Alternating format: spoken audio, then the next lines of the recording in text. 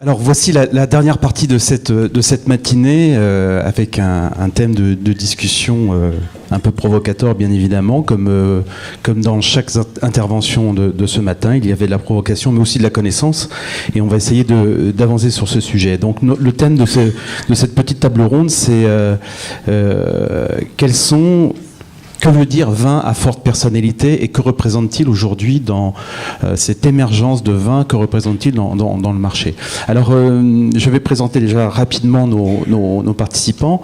Jaëlle Brouard, directrice de l'Institut du management du vin à l'École supérieure de commerce de Dijon. À sa droite, les Bourguignons le connaissent bien, Jean-Philippe Gervais, donc directeur du pôle technique et qualité du BIVB. À ma droite directement, nous avons un Parisien comme moi, Olivier Robien, qui est caviste à Paris, la cave du Panthéon dans le 5e. À ma gauche, un autre bourguignon bien connu, Jean-Yves Bizot, vigneron à Vonne-Romanais, mais aussi très impliqué puisque président de l'Institut universitaire de la vigne et du vin de Dijon.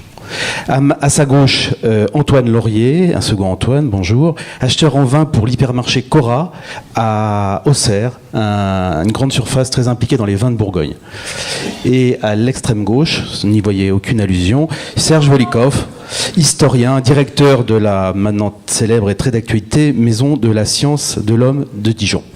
Je vais me tourner tout de suite vers Jean-Philippe, parce que ce qui m'a vraiment interpellé par rapport à quand on m'a énoncé cette table ronde, c'est le terme de vin de forte personnalité.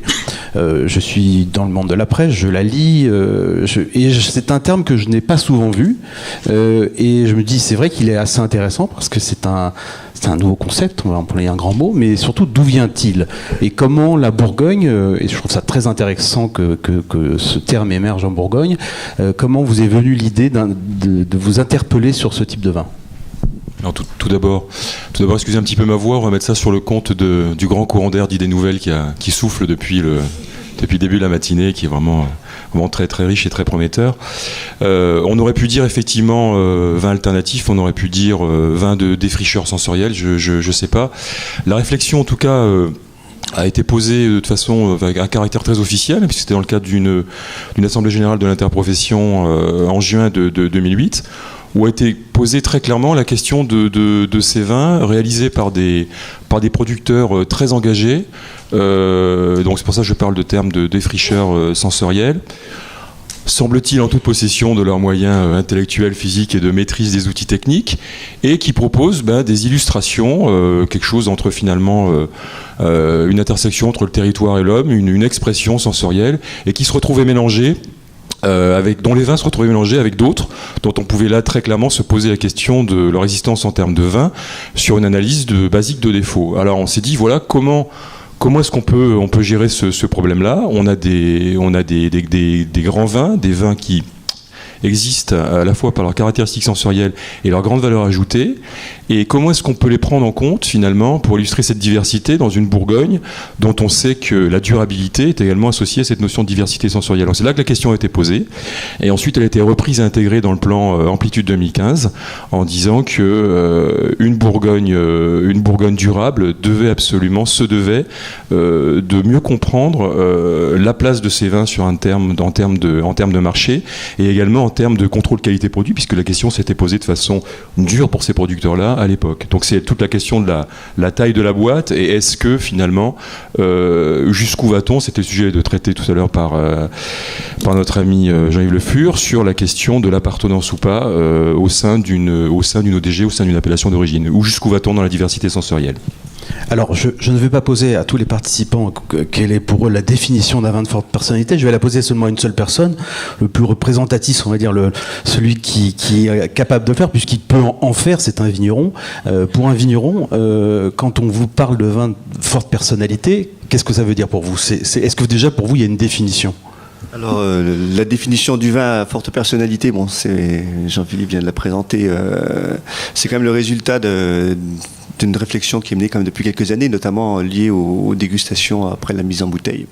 Alors si je devais définir un peu le terme, qui effectivement a tendance à créer une frontière entre deux approches, les vins qui seraient qui auraient une personnalité puis les autres qui n'en ont pas, ce qui est quand même pas vraiment une démarche très constructive. Je dirais que les vins à forte personnalité résultent d'une approche esthétique et donc technique particulière, mais raisonnée, et dont le résultat n'est pas forcément un produit très consensuel, qui crée le consensus. Donc qui peuvent effectivement être rejetés lors de dégustations de type agrément ou type suivi de la qualité. Alors, allons un peu plus loin. Pour un caviste, lui, il a la lourde tâche de faire passer le message de ces vins que j'imagine chez vous toutes à forte personnalité. Mais vous, alors concrètement, comment vous en parlez? J'imagine que vous n'utilisez pas ce terme, vous en utilisez d'autres. Et vous pouvez, à votre tour, définir un peu cette périphérie? Lourde tâche... Pas tellement, les choses se font très naturellement, si j'ose le terme, pour la vente de ces vins-là. Il suffit de demander à nos clients de faire l'effort, de se poser la question de leur goût. Moi, je les incite énormément à affirmer une liberté de goût, à désapprendre peut-être leurs habitudes de dégustation de boissons. On débouche différents types de vins qui s'opposent dans les styles, dans les intentions, sans forcément leur présenter les étiquettes ni communiquer sur la façon dont ils sont faits. Et on observe leur comportement. Tout de suite, sortons de l'angélisme. Vous avez des mots plus simples. Quand vous êtes devant un consommateur, un client dans votre boutique, vous allez employer, disons-le, des noms comme nature, sans soufre, biologique. Parlons de ça un petit peu concrètement. C'est-à-dire, parce que ce sont aujourd'hui cette nébuleuse-là qu'il faut qu'on évoque. Oui, j'ai pas envie de passer pour le manipulateur de mes clients. Ces termes-là, je les emploie bien volontiers dès lors que j'ai en face de moi quelqu'un qui est susceptible de comprendre le message. Je ne crois pas faire du militantisme de base pour ces vins-là. Je préfère que mes clients se portent sur le goût. Et pas spécialement au-delà, sauf si ils en font la demande. Et c'est tout type de clientèle, Madame le disait très bien, la consommation est extrêmement complexe. Il n'y a pas une catégorie de clientèle qu'on attribue à ces vins-là. Ça va du jeune étudiant, de la jeune étudiante, au chef d'entreprise, à la grand-mère de 80 ans. Tout le monde est susceptible d'apprécier ces vins un petit peu décalés, que d'aucuns jugeront à défaut. Certains le sont sans doute en effet, mais face à quelqu'un qui vous dit ne pas comprendre de quoi vous parlez si vous parlez du défaut et qui s'en régale, eh bien ma foi, je pense qu'il faut l'accepter et le tolérer. Jusqu'où c'est une vraie question, et je pense qu'elle n'est pas facile il n'est pas facile de l'appréhender, cette question. Au nom de quoi on ira dire à un consommateur « tu es dans le faux ». Il affirme son goût, il s'en régale, ça n'est pas compliqué. Et avec des niveaux de prix parfois très élevés, ou pas du tout. C'est complètement éclaté. On n'a pas un profil, ni de discours forcément de notre part. On accorde la liberté de goût à nos clients. Et ça ne fait pas l'unanimité du tout, bien entendu. Comme le disait M. Bizot, ce n'est pas le propos. Il n'y a pas la recherche du consensus. C'est un marché de niche, je crois que la production c'est peut-être 1% de la production nationale et une clientèle adaptée. Alors justement, Madame Brouard, est-ce que c'est vraiment une catégorie aujourd'hui identifiable? Est-ce que les études nous permettent de Déjà, les données statistiques ne prennent pas en compte ce type de produit. Par contre, vous avez tous pu constater, par des signaux forts ou des signaux faibles, l'évolution de l'offre chez les cavistes, l'évolution des bars à vin, l'évolution d'un certain nombre de types de produits. Et donc, il y a bien un marché pour ce type de produit. Mais aujourd'hui, il n'y a aucune donnée qui permet à la fois de mesurer le type de caviste, par exemple, qui propose ce type de produit, de la même façon que la taille de ces marchés. Alors, on parle de niche. Vous évoquiez 1%. Je ne sais pas si c'est 1%. Mais n'oubliez pas que le terme niche est quand même intéressant. Mais il peut y avoir des niches pour Chihuahua ou des niches pour Saint-Bernard. Donc, la question aujourd'hui, c'est de savoir à peu près à quel niveau on se situe.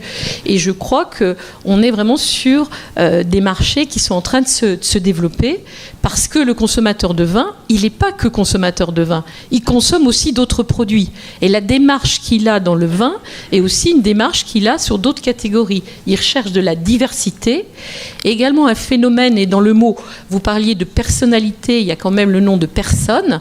L'importance du lieu où est fait le produit est importante, mais aussi qui a fait le produit devient un élément important. Et les cavistes ou les prescripteurs journalistes, ils sont bien des intermédiaires entre les producteurs et les consommateurs pour parler de celui qui produit. Et derrière le produit, il y a aussi l'homme qui le fait et la présentation de l'homme, ce qu'on appelle, nous, dans notre jargon, le storytelling, l'histoire qu'on raconte, devient aussi importante que le goût ou le prix. Alors, Antoine Laurier, on ne va pas refaire le procès de la grande distribution aujourd'hui, mais vous vous doutez bien qu'on va vous poser des questions. On parle de prescription, on parle de passage d'images d'hommes qui font le vin. Où sont les prescripteurs dans un rayon de grande surface? Et quand on vous invite à une table ronde sur les vins à forte personnalité, qu'est-ce que ça évoque pour vous quand on connaît la réalité aujourd'hui d'un rayon de grande surface?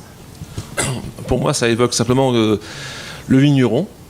Si on a un vigneron qui est reconnu dans la région, ses vins sont faciles à vendre. C'est une approche plutôt commerciale. Un vin peut être, là, des vins, comment ça s'appelle, à forte personnalité, qui ont une niche de 1%, c'est pas des grosses ventes. Je sais pas comme mon ami caviste, je préfère vendre des vins dont le vigneron est reconnu. C'est mon point de vue à moi. Donc, ce qui veut dire vous opposez en fin de compte forte personnalité et reconnaissance. Reconnaissance, oui. Parce que dans un hypermarché, quand même, le client fait un achat d'impulsion. Donc il fait un achat de reconnaissance. Donc pour lui, c'est plus facile d'acheter un vin dont il connaît le vigneron que d'acheter un vin dont il connaît la personnalité. Alors, on va ouvrir un petit peu le débat avec Serge Volikov, l'historien que vous êtes. Je suppose qu'il va nous expliquer que tout ça a toujours existé et depuis fort longtemps. Ah oui, non, absolument pas. Je ne vais pas vous faire le couplet. Il n'y a rien de nouveau. Ça a toujours été. Mais c'est vrai que parfois, on croit qu'on fait du neuf avec du vieux. C'est-à-dire que effectivement, ce matin, Christophe Lucan a dit à toute vitesse, mais il a signalé l'évolution des goûts, l'invention des goûts.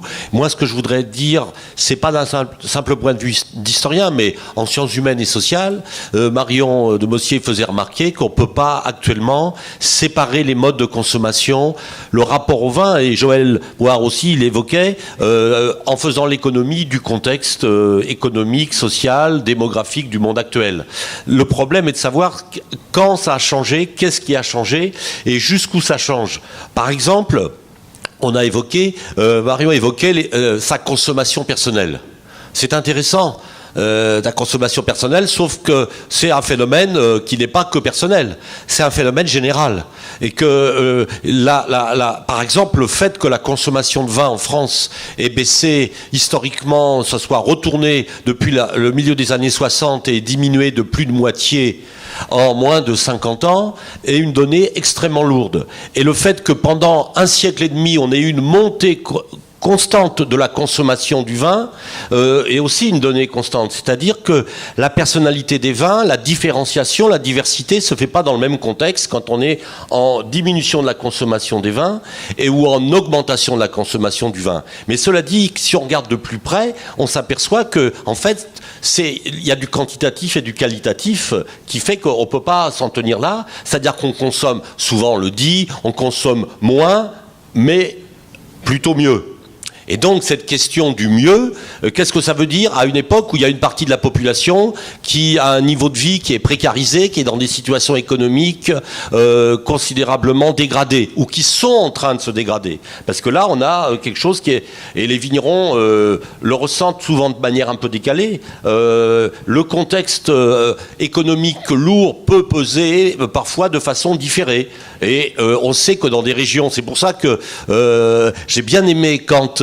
tout à l'heure, Marion nous appelait en Bourgogne à être attentifs à d'où nous parlions, c'est-à-dire que c'est vrai que la Bourgogne, à tel ou tel moment, a eu, grâce à l'exportation, un moyen de s'en sortir mieux que d'autres régions.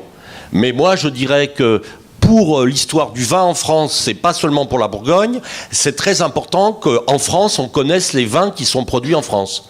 Et qu'on soit attentif à les faire connaître. Et c'est pour ça que les vins dits de forte personnalité me semblent très importants dans la mesure où c'est une manière peut-être de situer des gammes de produits dans un territoire. On évoquait ce matin le grand débat sur les qualités substantielles. Quelles sont aujourd'hui les nouvelles qualités substantielles qu'on peut identifier pour ces vins, et dans un cadre territorial relativement quand même hétérogène, extrêmement diversifié, ce qui est à la fois le problème de la Bourgogne et en même temps sa richesse.